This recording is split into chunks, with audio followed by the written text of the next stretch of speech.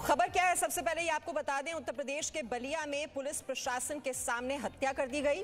मौके पर मौजूद एसडीएम, सीओ, पुलिसकर्मी निलंबित कर दिए गए हैं।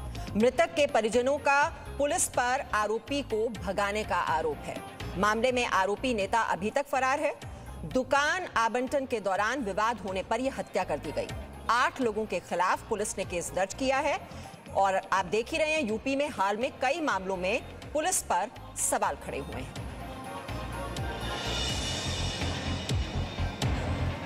तो मामले की जांच की जा रही है और कार्रवाई करेंगे, ये पुलिस अधिकारी कह रहे हैं। बलिया गोलीकांड के आरोपी के फरार होने पर उठे हैं सवाल। पहले पकड़ा गया था, फिर फरार कैसे हुआ, ये बड़ा सवाल। मामले की जांच की जा रही है। पुलिस अधिकारी कह रहे हैं कि आरोपी को जल्द पकड़ लिया जाएगा। आरोपी का नाम धीरेन्द्र सिंह है, जो बीजेपी विधायक का काफी करीबी बताया जाता है। और ये जो पूरा घटनाक्रम हुआ है, जिस तरह से खुली बैठक के दौरान ये गोलियां दाग दी गईं और ये शख्स वहां से फरार हो गया। ये 2 पक्षों के बीच विवाद हुआ था। ये दुकान के आवंटन को लेकर ये विवाद था, लेकिन कैसे ये खुली बैठक में एक शख्स जो 4 गोलियां दाग देता है, वो फरार होने में कैसे कामयाब हो जाता है। और ये सब कुछ होता है पुलिस और प्रशासन की मौजूदगी में। तो दुकान को लेकर यह आवंटन हो रहा था और इस मामले को सुलझाने के लिए पुलिस और प्रशासन वहां पर मौके पर पहुंचे थे, लेकिन उन्हीं की मौजूदगी में यह शख्स 4 गोलियां दागता है। 2 पक्षों के बीच विवाद होता है और आरोपी वहां से फरार हो जाता है। हालांकि एक्शन लिया गया है। जो एसडीएम उस मौके पर मौजूद थे, जो सीए मौजूद थे और कुछ पुलिसकर्मी निलंबित जरूर किए गए हैं। लेकिन आज की चर्चा इन सवालों के साथ, क्या योगी के मिशन पर यह पुलिस का ग्रहण लगा हुआ है? योगी एक्शन पर यूपी पुलिस का ये ब्रेक क्यों? ये हमारी चर्चा का आज दूसरा सवाल। और पुलिस के सामने मर्डर हो जाएगा तो फिर बचाएगा कौन? और हमारा चौथा सवाल आज की चर्चा का, अब ना हो देरी, पुलिस प्रशासन में क्या सुधार जरूरी? और 5वां सवाल, राजनीति और अपराध का गठबंधन कब टूटेगा? और आइए अब चर्चा की शुरुआत कर रहे हैं। और आज की चर्चा में जो मेहमान हमारे साथ शामिल हैं, उनका परिचय आपसे करा दूं। हमारे साथ बीजेपी की प्रवक्ता अनिला सिंह हैं, समाजवादी पार्टी की प्रवक्ता जूही सिंह आज की चर्चा में हमारे साथ शिरकत कर रही हैं। यूपी के पूर्व डीजीपी विक्रम सिंह हमारे साथ हैं और राजनीतिक विश्लेषक संजीव कौशिक भी इस चर्चा में हमारे साथ शामिल है। सबसे पहले तो अनिला सिंह जी, पुलिस अधिकारियों और एसडीएम के सामने दिन दहाड़े खुली बैठक में ये पंचायत चल रही थी। 4 गोलियां मार दी गई, देखते रहे अधिकारी और हो गई हत्या।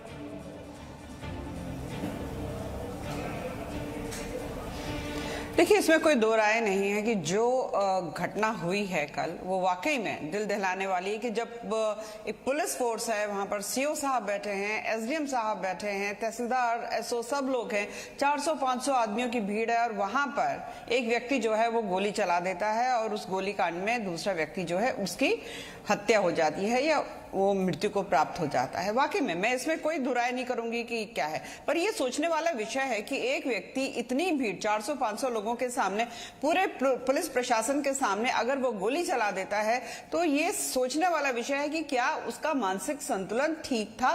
कोई भी थोड़ी भी जिसके अंदर बुद्धि होगी, क्या वो इस प्रकार की हरकत करेगा? बिल्कुल नहीं करेगा। मुझे लगता है कि कहीं ना कहीं जो इस प्रकार की इसने हरकत करी है, जब ये पकड़ में आएगा बहुत सारी चीजें सामने खुलेगी। पर यहाँ अपराधियों के हौसले इतने बुलंद क्यों हैं?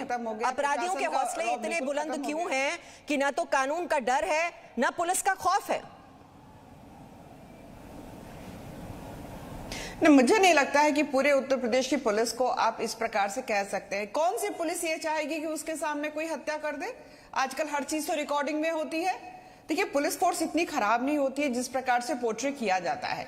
यहां पर भी सीओ साहब है, पुलिस का फोर्स है, वहां पर पूरा थाने का फोर्स वहां पर बैठा है, एसडीएम के साथ उसका पूरा फोर्स बैठा हुआ है, 400-500 आदमी वहां पर मौजूद है। उसमें अगर कोई हत्या कर दे रहा है तो सीधी सी बात है, कहीं ना कहीं पुलिस वहां पर मौजूद, एसडीएम वहां पर मौजूद, सीओ वहां पर मौजूद, पूरे रेवती थाने की पुलिस वहां पर मौजूद थी मौके पर। वहां पर 2 पक्षों में विवाद होता है, लाठी डंडे चल जाते हैं, ईंट पत्थर चल जाते हैं और देखते रहते हैं अधिकारी। तमाशबीन बने रहते हैं, मूक दर्शक बने रहते हैं। 4 गोलियां दागकर ये शख्स वहां से फरार भी हो जाता है। सबसे चौंकाने वाली बात, क्या कर रहे थे पुलिस अधिकारी? बिल्कुल गलत। मैं बताती हूँ आपको क्या कर रहे हैं। मुझे समझ में नहीं आता है कि लेटेस्ट ट्रेंड क्या चल गया है कि सारा अधिकारी, चाहे वो पुलिस प्रशासन का कोई भी अधिकारी हो, उसको इस प्रकार दिखा दिया जाता है कि उसके बराबर निकम्मा आदमी, निकम्मा अधिकारी कोई नहीं है। आपको लगता है कि कोई भी अधिकारी अपने सामने जब सैकड़ों लोगों की भीड़ हो, हर चीज रिकॉर्ड हो रही हो, उस वक्त बैठा रहेगा, मूक दर्शक बना रहेगा कि आओ बंदूक निकालो, गोली मार दो, होने दो कुछ भी? ऐसा नहीं होता है मैडम। ये व्यक्ति जो है उसका मानसिक संतुलन बिल्कुल ठीक नहीं था, उसने ये हरकत करी। अरे परिवार में एक भाई जो है दूसरे भाई को गोली मार देता है, पति अपनी पत्नी का सर काट के फेंक देता है। पुलिस वाले खुद ही सवाल पूछ रहे हैं। जो डीआईजी का स्टेटमेंट देखिए आप, खुद ही पुलिस वालों को समझ में नहीं आ रहा क्या हो रहा है। यहाँ समस्या तो ये है कि अपराधियों और नेताओं के बीच गठजोड़ है, राजनीतिक संरक्षण मिलता है। ये जो आरोपी है ये बीजेपी विधायक का करीबी बताया जा रहा है, तभी अपराध का बोलबाला हो रहा है। विक्रम सिंह जी हमारे साथ हैं। विक्रम सिंह जी, ये हो क्या रहा है? अपराधियों और नेताओं के बीच का ये जो नेक्सस है, उसी का तो फायदा उठाते हैं अपराधी। मीमांसा जी, मैं एक एक्सरसाइज कराना चाहता हूं 10 सेकंड की। सभी विद्वान पैनलिस्ट, और आप मान ले कि आपके हाथ में पिस्तौल है और 4 बार ट्रिगर ऑपरेशन करें। 10 सेकंड लगे इसमें। झगड़े की पृष्ठभूमि है, क्या पुलिस वालों का कोई प्रशिक्षण नहीं था? इसमें तो इतनी देर में दोनों आंख के बीच में शिस्त लेकर के गोली मार देनी चाहिए थी। जाहिर है कि उनकी ट्रेनिंग में बहुत बड़ी चूक थी और वो किंग कर्तव्य मूढ़ हो गए, निष्क्रिय हो गए, नहीं कर पाए। और ऐसी चूक मीमांसा जी अकस्मात नहीं होती है। पुलिस विभाग को गढ़ने में 150 साल लगे और 100 नालायकी जब करते हैं तो 101वीं नालायकी ऐसी होती है। मेरी बातें सबको बहुत बुरी लगेंगी, लेकिन मेरा काम लोकप्रियता लूटना नहीं है। मैं समझता हूं कि सस्पेंशन हमने बहुत सुन लिया। पुलिस रेगुलेशन में यह भी है कि अभिरक्षा से अगर कोई फरार होता है तो उसका डिसमिसल और जेल का प्राविधान है। क्यों नहीं किया हमने? अब तक हमने फरारी आदमी के ऊपर पुरस्कार की घोषणा क्यों नहीं की? इतना उदार दृष्टिकोण अगर हम अपराधियों को रखेंगे तो अभी और इससे जघन्य अपराध होंगे। मीमांसा जी, योगी जी के स्पष्ट और निर्भीक आदेशों के उपरांत स्थानीय पुलिस ने अगर कार्रवाई नहीं की तो चूक उनकी है। प्रशिक्षण में जीरो भी नहीं, माइनस। रिफ्लेक्स एक्शन 0 बल्कि माइनस।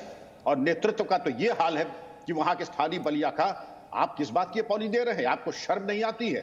इस प्रकार की पलायनवाद और नपुंसकता की बातें करके आपने वर्दी को धूमिल एक बार कर दिया, अब आप और धूमिल कर रहे हैं इस प्रकार की बातें करके। आप समझ लीजिए कानून आपको किस बात के लिए अधिकृत करता है। कानून की कृपा से गैंगस्टर एक्ट के अंतर्गत इनकी बिल्डिंग तक चौरस हो जानी चाहिए थी, अब तक नहीं किया। गिरफ्तारी के लिए आपने पुरस्कार घोषणा नहीं की और ना आप करेंगे। आप इतना भयाक्रांत है राजनीतिक नेताओं से, आपके अंदर वो डीएनए नहीं कि आप कर सके। जी बिल्कुल। जोई सिंह जी, जो बात यहाँ पर विक्रम सिंह जी कह रहे हैं कि अपराधियों के लिए जो सॉफ्ट अप्रोच है, देखिए सरकारें बदल गई उत्तर प्रदेश में, लेकिन जो अपराध है वो उत्तर प्रदेश का चरित्र बन चुका है। और इसके लिए हर सियासी पार्टी, चाहे वो बीएसपी रही हो, समाजवादी पार्टी रही हो, कांग्रेस रही हो, हर पार्टी दोषी है। मीमांसा जी, फिलहाल तो भारतीय जनता पार्टी दोषी है और योगी जी का जो मिशन आप बता रहे हैं उसका ना कोई विजन है और उसकी नीयत खराब है। कल आपने देखा कि बड़े अधिकारियों के प्रेजेंस में गोली चला दी गई। गोली भी ऐसे व्यक्ति के करीबी ने जो उनका खुद का विधायक है और जो कुख्यात है इस तरह के स्टेटमेंट्स देने के लिए, उस पर आपने तब भी कोई एक्शन नहीं लिया। सहनशीलता अपराध के प्रति अपार है। पुलिस वालों को आप दोषी नहीं मानते। एक सस्पेंशन की बात कर रहे थे, एक सस्पेंशन हुआ था संजीत यादव के केस में भी, कल वो बहाल कर ली गई, जबकि संजीत यादव का कत्ल कर दिया गया, अपहरण हुआ, फिरौती दी गई। तो बड़े प्रश्न चिन्ह हैं योगी जी के ऊपर। और होम मिनिस्टर हैं वो, कैसी इच्छा शक्ति है जो जमीन पर उतरती नहीं है। बाराबंकी में बलात्कार, पुलिस खुद धमका रही है कि अपना बयान वापस ले लो, एक दलित बच्ची के साथ।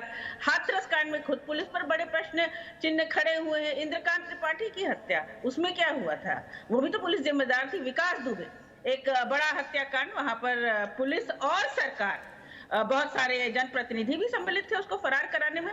ये व्यक्ति फरार हो गया, बलिया से फरार हो गया। बलिया में पहले भी पत्रकार की हत्या हो चुकी है और प्रशासन तब भी वहां था। तो ये किस तरह की सरकार हम चला रहे हैं, या सरकार है ही नहीं? जी, लेकिन जूही यादव जी, ये तो जवाब अब हर सियासी दल को देना होगा। जो बड़े बड़े बाहुबली नेता हैं, ये लिस्ट अगर देखो, मुख्तार अंसारी, रमाकांत यादव, अन्ना शुक्ला, धनंजय सिंह, मुन्ना बजरंगी, ये जो गुंडा राज है, जो अपराधियों को जिस तरह से संरक्षण दिया जाता रहा है, वो तो आपकी पार्टी भी तो दोषी है ना उसमें।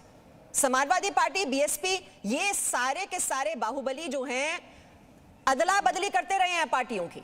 मीमांसा जी, अपराध का बोलबाला हमेशा से रहा है उत्तर प्रदेश में। मैं करेक्ट करूंगी, हमने मुख्तार अंसारी को टिकट नहीं दिया, हमने अतीक अहमद को टिकट नहीं दिया। जब हमें कठिनाई दिखी और आदरणीय अखिलेश यादव जी ने पूरा इस पर एक्शन लिया। हम कोशिश करते हैं, डायल 100 हमने बना के दिया कि टेक्नोलॉजी का प्रयोग आप करिए, 10-90 बना के दिया। लेकिन भारतीय जनता पार्टी को कठिनाई का सामना नहीं करना है। हाथरस इसका बड़ा एग्जाम्पल है, कानपुर बड़ा एग्जाम्पल है, बलिया बड़ा एग्जाम्पल है, बाराबंकी बड़ा एग्जाम्पल है। कस्टोडियल डेथ हो रही है। ठोको नीति से प्रशासन नहीं चलता है, आपकी नीयत साफ होनी चाहिए। आपने नीयत क्या है तो मैं सवाल उठा रही हूँ। संजीव कौशिक, पार्टी चाहे कोई भी हो, लेकिन ये जो सांठगांठ रहती है, नेक्सस रहती है, इसी की वजह से तो अपराध बढ़ता है। इसमें एक पार्टी को तो दोषी ठहराया नहीं जा सकता। आप देखिए उत्तर प्रदेश का इतिहास। मीमांसा जी, नहीं, आप तो इसमें राजनीतिक अफसर टटोलते हैं और बहुत आसान हो जाता है ट्वीट करना। जंगल राज है, अपराध का बोलबाला है, अपराधियों के खिलाफ एक्शन नहीं लिया जा रहा। लेकिन आप भी तो अपनी नियत पे दीजिए ना जवाब। आपने क्या एक्शन लिया था जब सरकार का हिस्सा थे आप? मीमांसा जी, जब इस पूरे घटनाक्रम पे एक नज़र डालती हैं तो सब कुछ शीशे के जैसे साफ हो जाता है। विधायक का एक करीबी एसडीएम और सीओ के सामने 4 गोलियां चलाता है और फरार हो जाता है। उसके बाद में यहाँ बैठी भारतीय जनता पार्टी की प्रवक्ता अनिला सिंह कहती हैं कि उसकी मानसिक संतुलन खराब थी। अभी वो पकड़ा नहीं गया, तब से ही शुरुआती दौर से ही ये सेफ गेम शुरू हो गया। यहाँ से आप स्थिति को समझिए। भारतीय जनता पार्टी द्वारा वहाँ जो सरकार बनी है उसके कार्य के जो तरीके हैं उस पर आप नज़र डालें। पहले वो केरोसिन तेल डाल के साक्ष्यों को करती है, फिर सीबीआई को राख के ढेर में साक्ष्य खोजने के लिए भेजती है। सीबीआई की बात आप छोड़ दें, 2 दिन पहले एक महिला जो भारतीय जनता पार्टी के कार्यालय के सामने जाकर के माननीय मुख्यमंत्री जी से मिलना चाहती है, वो उसको मिलने नहीं दिया जाता है। जब वो अपने आप को जला लेती है तो उसमें लव जिहाद का एंगल ढूंढ लिया जाता है। दिन दहाड़े 3 लड़कियों के ऊपर तेजाब फेंक दिए जाते हैं, गाड़ियों को पलट दिया जाता है। क्या उम्मीद करें कि इस मामले में वही हो रहा है ना, उंगलियां उठाने का काम कर रहे हैं आप। आज भी उंगलियां उठाने का ही काम हो रहा है। विक्रम सिंह जी, मुझे ये बताइए, जब सरकार की ओर से कौन तरीका है? अकाउंटेबिलिटी देखिए हर पार्टी की बनती है।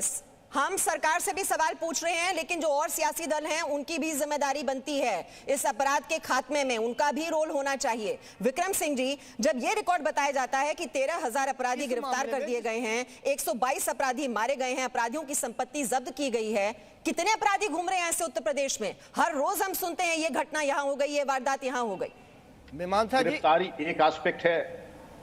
मीमांसा जी, विक्रम सिंह जी से मैंने सवाल पूछा है, सजा यादी कितनी हुई कोर्ट से, इसका जरा स्टेटमेंट देख लें। जहां पर बलात्कार ऐसे जघन्य अपराध में मात्र 28% कन्विक्शन है, बाकी कत्ल, डकैती, लूट, हाउस ब्रेकिंग और अन्य अपराधों में कन्विक्शन रेट बहुत खराब है। और जब तक कन्विक्शन नहीं होगा तो गिरफ्तारी के कोई बहुत ज्यादा मतलब नहीं है।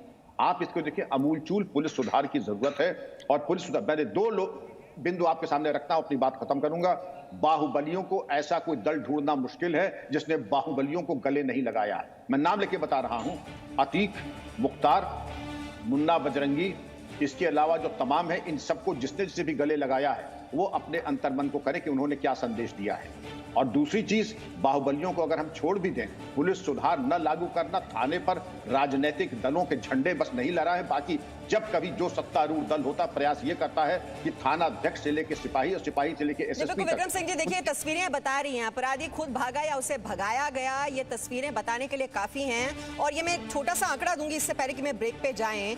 बीजेपी ने 312 सीटें जीती थी 2017 में, 114 के खिलाफ आपराधिक केस हैं। समाजवादी पार्टी ने 47 सीटें जीती, 14 के खिलाफ क्रिमिनल केस हैं। बीएसपी ने 19 सीटें जीती, 5 के खिलाफ क्रिमिनल केस हैं। तो ये सियासत और अपराध के बीच का जो ये गठजोड़ है, इसे तोड़ना होगा, तभी उत्तर प्रदेश उत्तम प्रदेश बन पाएगा। बहुत बहुत शुक्रिया सभी मेहमानों का आज की चर्चा में शामिल होने के लिए। एक छोटा सा ब्रेक ले रहे हैं, फौरन लौटेंगे। Presenting B News app available on Google Play and App Store. Download it now.